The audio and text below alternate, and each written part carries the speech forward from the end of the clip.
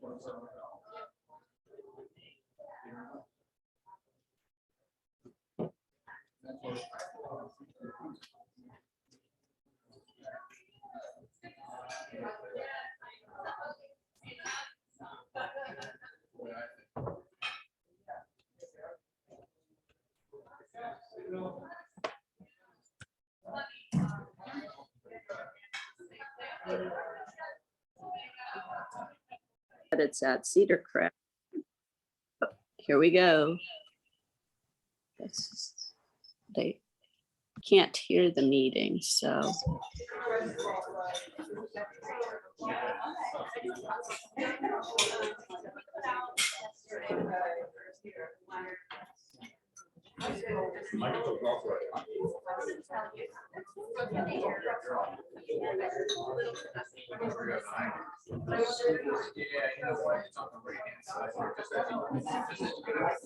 Good morning, Emmaus Rotary. Please stand if you can. My favorites. Let's do a God Bless America this morning. Please join in. God bless America, land that I love. Stand beside her and guide her through the night with the light from above. From the mountains to the prairies, to the oceans, white with foam. God bless America, my home, sweet home. God bless America, my home, sweet home. Nicely done. I believe Seal has our invocation and thought of the day. An Irish blessing. May God give you for every storm a rainbow, for every tear a smile, for every care a promise, and a blessing in each trial. For every problem life sends, a faithful friend to share. For every sigh a sweet song, and an answer for each prayer. And may we have a moment of silence for the people.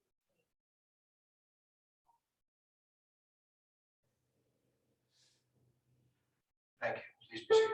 Perhaps.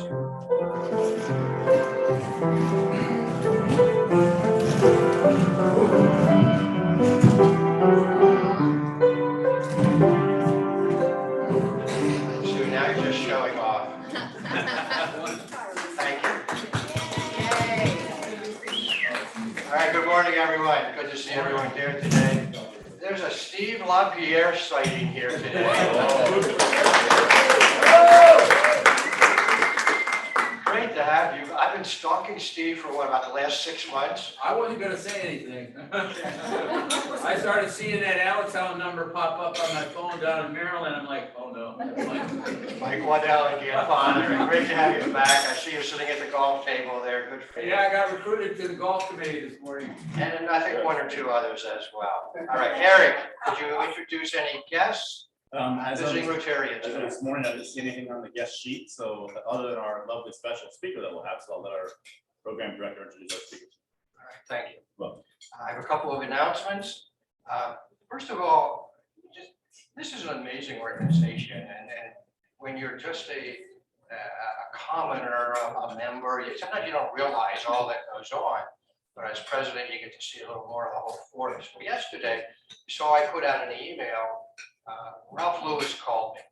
Ralph is not doing particularly well, and it's time to transition to Food for the Needy. I put the email out, and within half an hour, Joanne and Ashley, well, Ashley said she wanted more information, but to me, that's saying you wanted to. And this morning, she was gracious enough to say that she and Joanne are going to chair Food for the Needy going forward. Within 30 minutes, we had that taken care of. So thank you.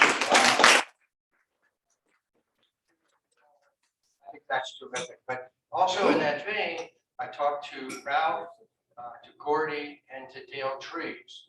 And the 3 of them are not doing particularly well. They're all having their own problems. Please keep them in your thoughts and prayers.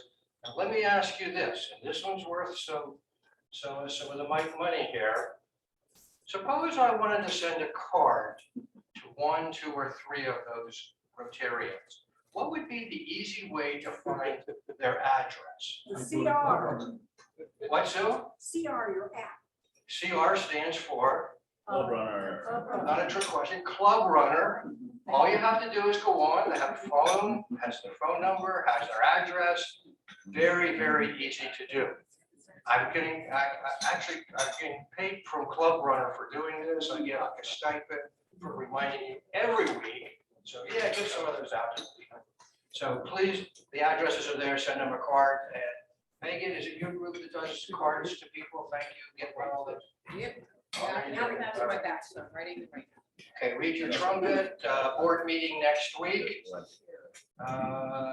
Food for the Needy, we took care of, get the CRF, I think we're all good there. Dream Team's doing great. Mike Upperly, just a reminder, I need to see you for some things. And we're all finders. Angel Network, where Eileen is here, I think. I heard Eileen. Eileen, do you want to say anything about Angel Network? Eileen?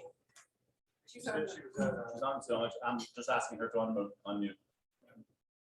Well, just a reminder about Angel Network. No, it's toothpaste. It's so far. And bar soap. You can bring those in. We'll make sure we get those to Eileen and Angel Network. Thank you for the reminder. I'll put that on my notes. That's all I have. Other club announcements. Over there, Mark Earl. And top of the morning to you. Top of the morning to you, Mark. Rest of the day to you. So we had a meeting last night of the Dog Walk Exploratory Committee. Recall, we announced that we were going to look into the idea of reviving the dog walk concept as a fundraiser and replace the poker run with the dog walk.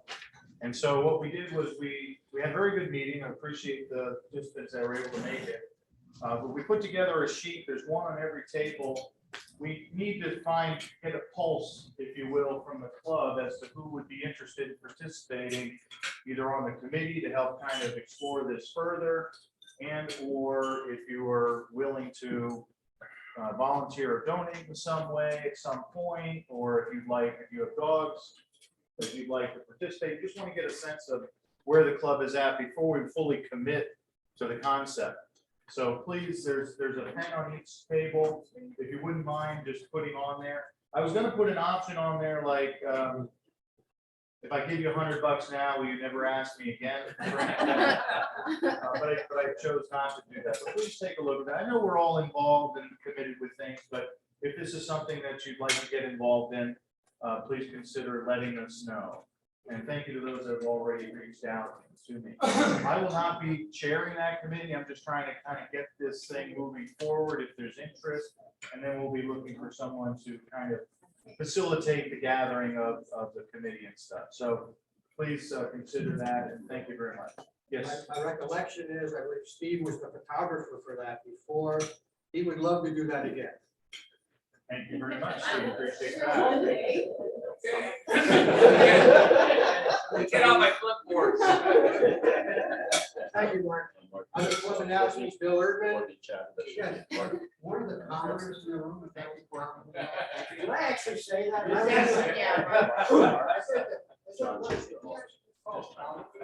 No, seriously, I just wanted to thank everybody for their support of the UA. Cash is going to be coming in pretty steady. So those have been providing cash every week. I really appreciate that. It's helped me financially. Thank you.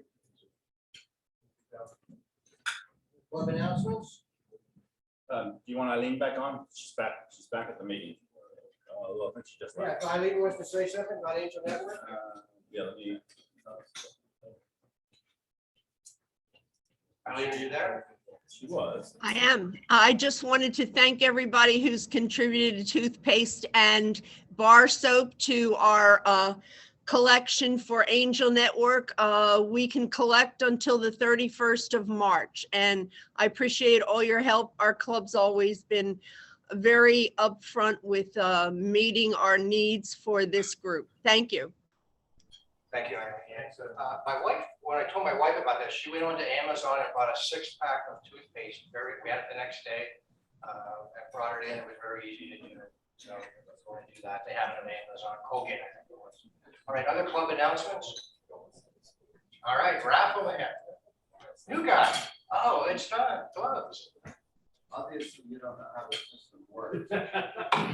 Raffle goes to the greeter. Do you remember who the greeter was? Nelly. Thanks for catching on. Well, your term's almost up. I'm a much better commenter than I am president, I think. Helen, please. And if he takes this up, 007586. oh, We're doing another one? 007586. we have two prizes today. All right. Most of the same person. But they have two many tickets. 7581. Yes.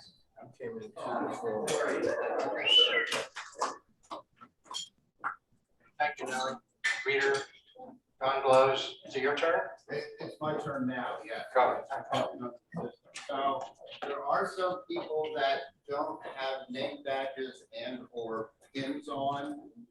I won't point out who they are. I'll just take the money from them now. I'll announce their name at all. Thank you, thank you, thank you. Mr. President, don't we have a new member today? Julia, would you please stand up?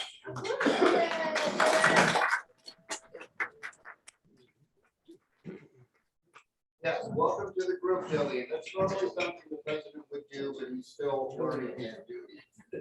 So good seeing you back here today. Thank you. Good to have you. Welcome. Favorite commenters table, just so you know. And I'd like to point out, in case you guys haven't noticed, I did get shaved on Friday. And raised over 144,000. I was near 1,300 in that.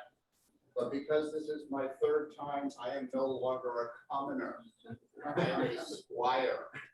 I have an official pin that says I'm a squire. Any happy dollars out there? I had the pleasure of heading out to Chicago this past weekend, which they celebrate St. Patrick's Day, well, probably for a week, but a big event is on Saturday. they dye the river green and of course have the parade and everything. So that was kind of on the bucket list. Well, not the last thing on the list. So that was cool to go out there and see our daughter and celebrate. Had a bunch of Irish whiskey at the Sun Spencer bar. Had a great time. All right. A couple of things. One, I just want to contribute some money to our good friend Don for doing that Shakespeare parade. It's an honor to know you. It's a great job, and that was a great cause. So thank you for doing that. And on your tables is a flyer for the clothing drive that the high school boys soccer team is going to be doing. It's a drop-off kind of drive. You don't even have to get out of your car. Put your clothing, shoes have to be in a separate bag, but put everything in your trunk or the back seat of your car. You drive up, the soccer kids will come out, they'll unload your car. You never even have to get out of the car. The date is Saturday, April 23rd, in the parking lot across from the high school. All the details are there. If you can't make it that day and you have clothing, you let me know. I will personally come pick it up. You don't even have to bring it in here. So thank you for your support. You can make it easier with that. No. Oh, it's for the concept. That's what we like. Steve, It's Steven, actually. Steve in? Okay. It's Steve. I have $5 happy, 4 plus 1 for the 4 years that I've been working remotely, but staying part of the Emmaus Rotary Club. I'm back, and I'm damn happy to be back. Thank you.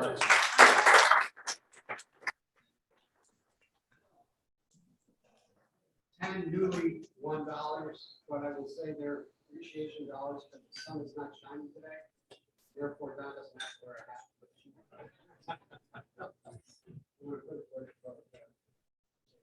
Same thing, that's this pocket. All right. It was interesting too, my shave. I went home, grabbed a quick bite to eat. It started at 5. My grandson was over there, 15-year-old freshman in high school, said, I'm going with you. Nice. And he got his head shaved right next to him. So that was nice. Yeah. Pediatric cancer, St. Walter's, yeah. Yeah. They give you the stories that make you cry in the beginning. Yes. And then everybody lined up. There was 120 shavies somewhere in that neighborhood, so it was phenomenal. Yeah, great thing. And I got a nice hat too, yes, for when it is sunny out. Any more happiness?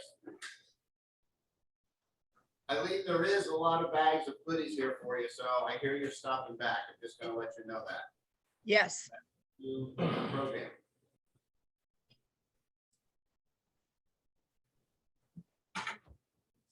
President, it's a fine. Ciao. Good morning, everyone. Thanks for coming. Happy St. Patrick's Day. So before we get into today's program, I just want to give you a couple heads up for the next couple of weeks. Fairly exciting. Next week, believe it or not, one of the winners from International Women's Day, if you remember, Clarice James, the young woman who won the recipient, she's actually coming back next week to tell us all about her program. So with Mira. So she was gracious enough to fill out a gap. We had a cancellation. So she's excited about it. I'm excited about it. I hope you are as well. The last week of the month, 2 weeks today, Amanda Shear from the Lehigh Valley Zoo is coming in to give us a presentation on what's happening at the zoo. So that should be exciting as well. But today, and I don't want to preempt this program because we thought very rarely does St. Patrick's Day fall on a Thursday. It was too coincidental. So we tried to find somebody who could talk to us about St. Patrick's Day in general. And thanks to Joanne, reached out to Jane Ann Recker, who's here. And I had no idea what she was going to talk about, and I still really don't know. But the title of today's presentation, if you haven't seen it, was the fiction and truth. I'm sorry, fact, fiction, and truth about St. Patrick's Day. So whatever comes out of this, I have nothing to do with it. Just so you know. Although I'm excited about it because we all like to learn new things. But anyway, Jane Ann Recker is the executive director of the Celtic Cultural Alliance, CCA. It's a nonprofit organization in Bethlehem, and with the mission of promoting and preserving Celtic culture. She began volunteering at the Celtic Classic in 1993, becoming more and more involved as years went on, similar to what we do here at Rotary, right? Keep getting more involved. She became the executive director in 2009 to help save the event. As the event grew and survived from survival mode to growth mode, she decided that this is where she belonged. She has 100 committee members and 500 weekend volunteers when they do the event. What she's proud to say, the Celtic Classic is the largest Celtic festival in North America. That's phenomenal when you think about that.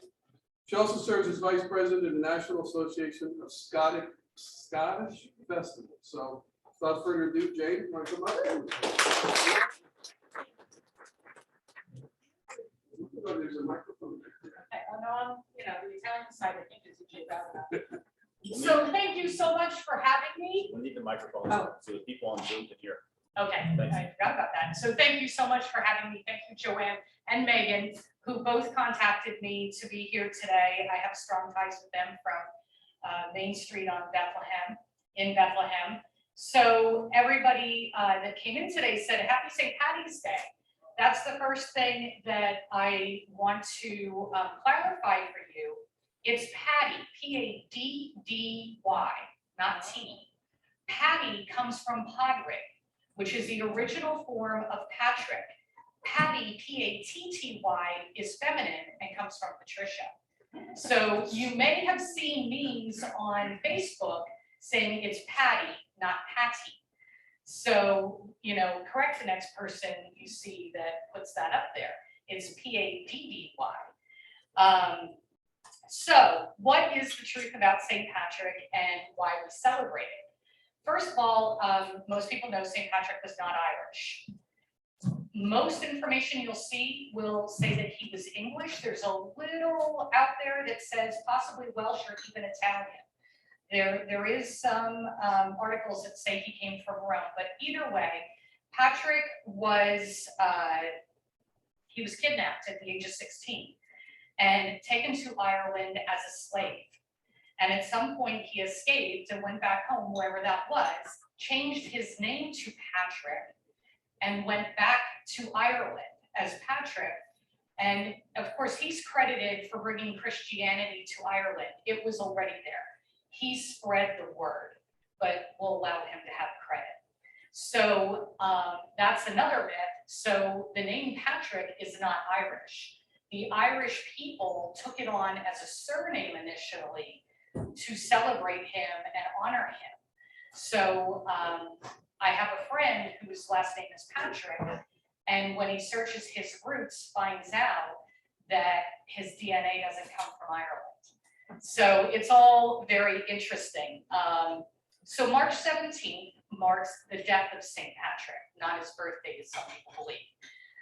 Back in those times, they really didn't record birth dates because they had no idea that at that time what a great person somebody was going to turn out to be, but they recorded the dates of death.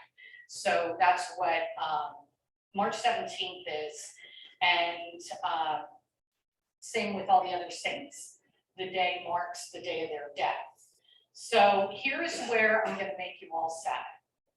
Green is not the color of St. Patrick, nor is it the color of Ireland. Green is associated with Ireland because of the landscape and it being described as the Emerald Isle. There's a couple of you that got it right. Blue is the official color. Seaway. Blue is the official color of the Order of St. Patrick. And for those of you that are Notre Dame fans, such as I was brought up in I had my first Notre Dame nightgown when I was 3. If you read or listen to some of their fight songs, it's the blue and gold. They're the Fighting Irish, and it's blue and gold. They have green and gold clothing just to sell more clothing because people identify with it. But green is not the official color of St. Patrick. And I hate to say, I actually do not own a piece of green clothing.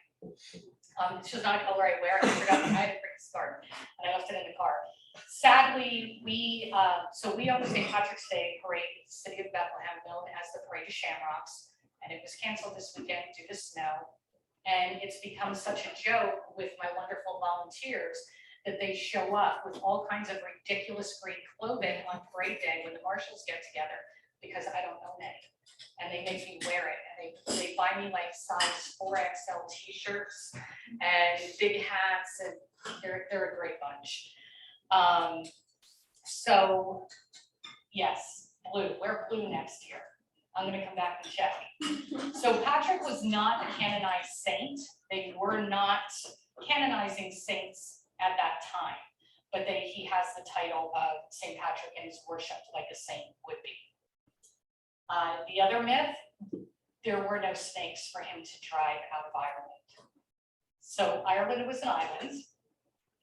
It was created by the shifting glaciers, and it would have been too cold for snakes to survive there or get across the water. Nobody really knows where that story came from, but there were no snakes in Ireland, and there still aren't. This is the really fun part. So St. Patrick's Day in Ireland is a holy day. It's celebrated as a Catholic feast day. And up until the 1960s, even the pubs were closed. The first parade did not happen in Ireland until 1932. Basically, we Americans created St. Patrick's Day that you know. It was a religious holiday in Ireland. And basically what happened was the very first parade in the US, there's two different dates, 1762 and 1782. We think there might have been a handwriting issue somewhere, but it was in New York City. And Irish immigrants who were serving as soldiers in the US marched to show their pride in their Irish heritage. It became an annual tradition in 1848. So if you see the time gap there, Ireland didn't have a parade until 1932. They did not celebrate this way, the way we do in Ireland. So basically what happened was, as time went on, in Ireland, they realized that the Americans wanted to come over there in March and celebrate St. Patrick's Day. And if they wanted that tourism revenue, they had to adjust their celebrations. So we actually taught them how to celebrate St. Patrick's Day. And when I tell people that up until the mid-1960s, you couldn't even go in a pub on St. Patrick's Day. They're like, what? I'm like, yeah, it's pretty American. It's what we do over here. So we pretty much changed everything. So 2 million Irish immigrants left Ireland during the potato famine. It was a quarter of their population. Most of them came here to the US, and they were looked down upon as disease-ridden and unskilled and a drain on our welfare budgets. They were not treated very well at all. Most of the businesses actually had signs in their windows that said no Irish need apply. They were treated very poorly. We actually have a band from Philadelphia that plays at the Celtic Classic, and the name of the band is No Irish Need Apply, because that was rampant in Philadelphia as well. And Matt is a law enforcement officer, but very into the history, is his family roots, and that was where the name of the band came from. He found out that his great-grandfather came over here and couldn't get a job because they wouldn't hire Irish immigrants. You know, that of course has since changed. And speaking of potatoes, those aren't Irish either. Potatoes were brought to Ireland in what they think is possibly the 16th century, but potatoes were introduced to Ireland. Now I'm going to make you sadder, especially Joanne, because she's telling me what she's having for dinner tonight. Corned beef and cabbage is not Irish. You can't get corned beef in Ireland unless they have decided to make more money off the Americans. So corned beef was something that they had on the trade ships. It lasted a long time because it was soaked in brine. So when these ships came back into New York, they had meat that they hadn't consumed. The Irish immigrants would go and buy the leftover meat very inexpensively. They would buy it boil it 3 times, the 3rd time with cabbage to get the brine off of it. And that's where corned beef and cabbage came from, because the Irish immigrants, most of Manhattan, the neighborhoods they lived in Manhattan were slums, and they did not have much money, so they kind of created a dish. Again, it's somewhat American, made by Irish people here. The shamrock was not a symbol of St. Patrick. It actually goes back to pagan worshiping. And the difference between clover and shamrock, I get corrected on social media all the time. We post pictures of 4-leaf clovers, just because it's the visual and it's fun, and hardcore people be like, what are you doing? Shamrocks only have 3 leaves on them. So, you know, we're American, it's what we do.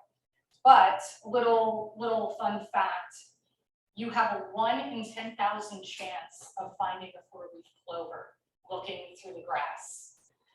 We have an athlete that's been competing with us for the past, I think, 6 years or 7 years. Nathan's from Iowa, and he has this uncanny ability. He will literally look down on the field and find a 4-leaf clover, and he walks over and he gives it to me. So we wear plastic ID badges, and every year I have a piece of clear packing tape on the back of it. I put the clover there, and I have 6, they're still there, preserved underneath the packing tape. It's very bizarre. But normal people have a 1 in 10,000 chance of finding one.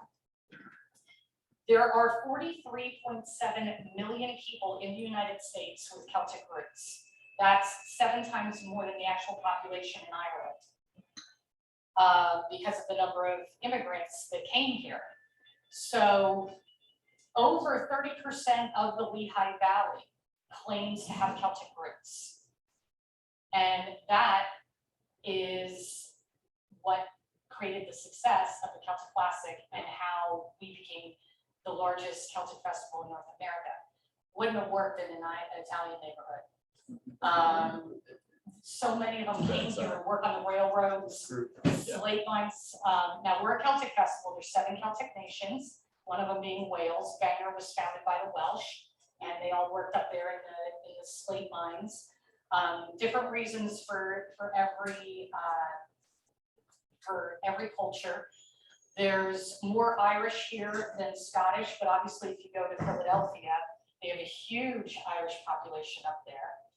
And my maiden name is Wright, and we have a performer that's 100% Scottish, that his last name is Wright, and he kept telling me, you're Scottish, you're not Irish. At some point, it might have been hundreds of years ago, somebody moved from Scotland to Ireland. We'll figure this out one day, we'll probably relate. So lo and behold, my husband got me a 23andMe kit for Christmas this year. And my mom's parents were born in Italy, my dad's parents were born in Ireland. I am 51% Irish, or 51% Italian, 49% Irish. So no Scottish in there at all. But that is what I wanted to talk to you about as far as St. Patrick's Day goes, and this wonderful half American holiday that we kind of tweaked to make our own. So I did just want to give you a little information on the Celtic Cultural Alliance and the CCA. So the Celtic Classic, as Sal said, is the largest Celtic festival in North America. And that's measured by attendance. We average 250,000 visitors or more during our festival weekend. And they come from as far as Europe and Canada. Last year, as best we could tell, even with just opening back up after the pandemic, we had visitors from 37 states. Some of the things that make us the largest, for those of you that have been there and seen the Highland Games, that's the US National Championship. So that's the Super Bowl of the Highland Games. Those are the top 10 pros in the country, if not the world, who qualify to come there. They earn points all season. So we don't even know who our athletes are until about the 3rd week in August. This is their holy grail because there's no governing body of the Highland Games. So there's 5 world championships. And they put no value on them at all. If you want to create a world championship, you can. There's only one national championship. We're also the only qualifying event in the world. All the others are invitational. If they don't like it, you're not getting invited. This year is our 35th anniversary. It was a long road getting here. As Sal said in the information you read about me, I came in 2009. We were $250,000 in debt and going out of business. Never thought there would be another one, and here we are. The pandemic gave us a pretty good hit, and right now we're year to year is what we said. Revenue at the festival is tough. You never know what's coming next. Support is difficult because you know, people see a festival. We do a lot of things all year round. We do workshops, we do art classes, we do lectures. We give out scholarships every year. In really good years, we give out as much as $10,000 to children studying Celtic art forms, whether it's dance, music. We've given out scholarships to 2 children in the last couple of years that were studying literature, Celtic literature and art history. So we're always looking for support. We have individual memberships, which Joanna has. Joanne has always been such a great supporter of our event. And we have sponsorships. If you've ever been down there and you see the banners hanging all over, the beer mug that you bought, somebody's name on it. My line is, it's cheaper than a newspaper ad or a radio ad, you're gonna reach more people. We have 30,000 people on Facebook, and every one of our sponsors is mentioned a number of times determined by the contribution, and we have the best VIP tent in the Lehigh Valley. There's more networking that goes on in there. I guess when you've got beer in your hand and there's pipe bands playing, they're quick and easy conversations. So we do treat our supporters really well, and we want them to come back. We want their kids to come back. And that's what it's about, is the next generation. The volunteers that we have, we'll celebrate our 35-year volunteers this year. If any of you follow us on Facebook, you may have seen it. If not, go to Celtic Classic and check it out. Our Grand Marshal was supposed to be Frances King. She's 92 years old and has been selling beer mugs since 1988. And call her little Frances. She can spot a college kid coming from a mile away. She will stand there and flirt with the college boys from Moravian and Lehigh, but she sells more mugs than anybody else who goes through there. It's all about the people. It's about the volunteers, and that's how I got more involved. I started Tapping Beer in '93 and had such a good time. When I do volunteer orientation, I look at them and I say, you too can be an executive director. And it's not a joke. I was 12 when I started, by the way. But that's just a little about us. We feel very strongly about the community. I was very glad to be asked to do this because we have strong ties with Bethel Rotary. And when Sal said, listen, I'm telling you, we're fun, I said, oh, challenge accepted. You need to meet those guys. They walked through the festival yelling my name. And I said to Joanne, there's times I have to go, okay, guys, get the Uber. It's time to hit the road. But anyway, I would just like to finish by saying, I think what all Rotaries do is great. This is just so motivating to come in here and be with a group of people that are so positive and enjoying being with each other and having a common goal. It's just great. I really enjoy this. So thank you very much for having me. I don't know if anybody has any, I know there's a commenter back there. Can I use that term? Yes, sir. This might be another myth, but I've heard for many, many years that many of the Irish became firemen and policemen. So if that's true, what was the gateway to get that, to get jobs elsewhere? What's opening up for this question? Two things, you're absolutely right. One was, it was one of the few places they could get a job because most people did not want to be a fireman or a policeman. And if you watch any of the parades, you will see any pipe band that has the words Emerald Society in it is an Irish pipe band. Pipe bands are technically Scottish, but there's emerging Irish pipe bands out there.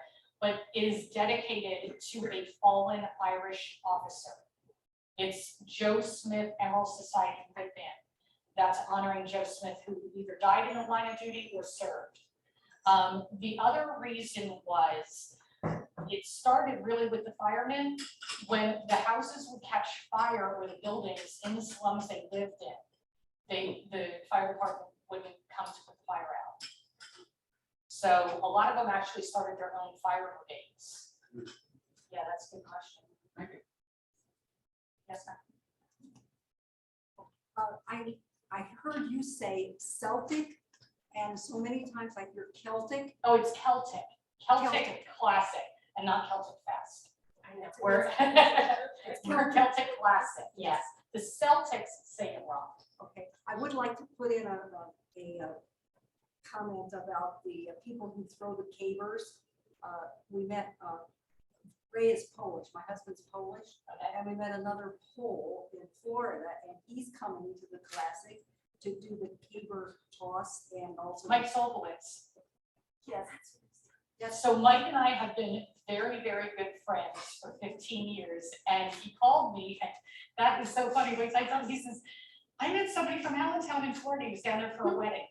And, yeah, so Mike technically retired.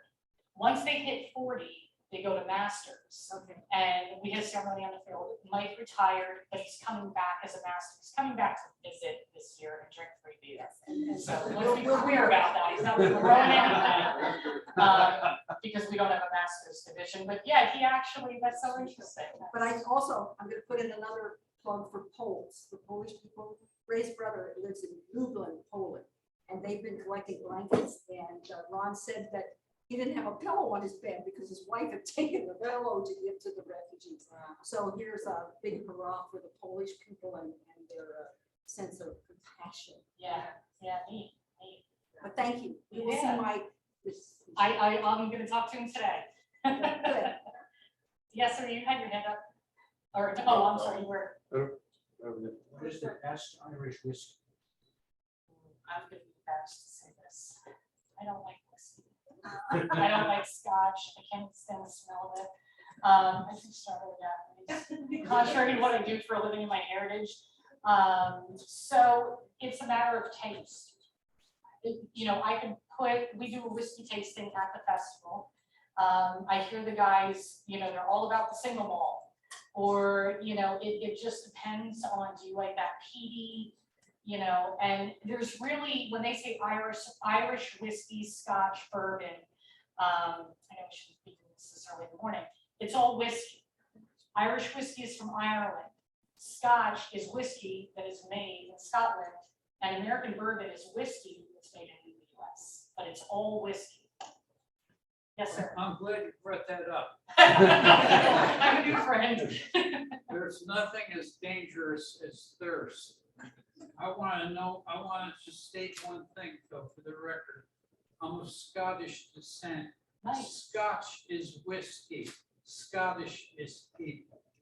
There you go. There you go. Very nice. Anybody else have a question or comment? Well, thank you again. This was very fun. Wants any sponsorship information or membership information? I have some with me. Thank you. Thank you very much, Jane. And Jane, I believe everything you said until you got to the point where you said a pub actually closed in Ireland. Then I lost it. There's no way that happened.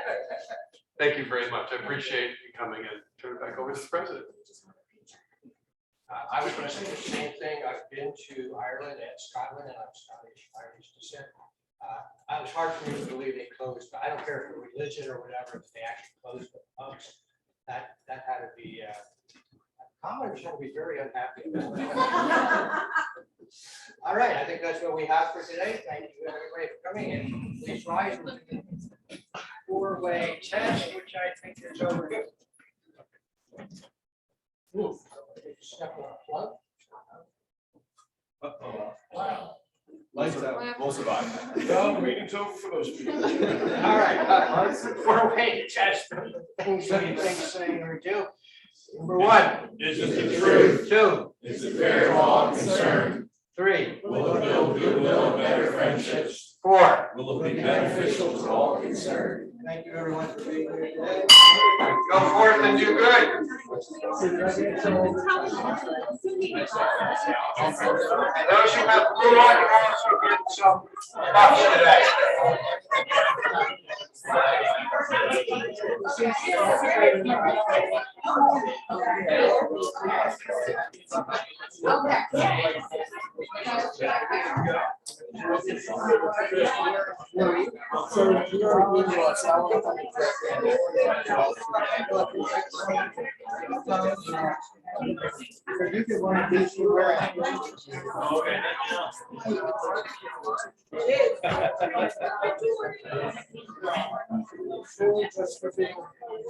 You. No, thank you. Rose of cable.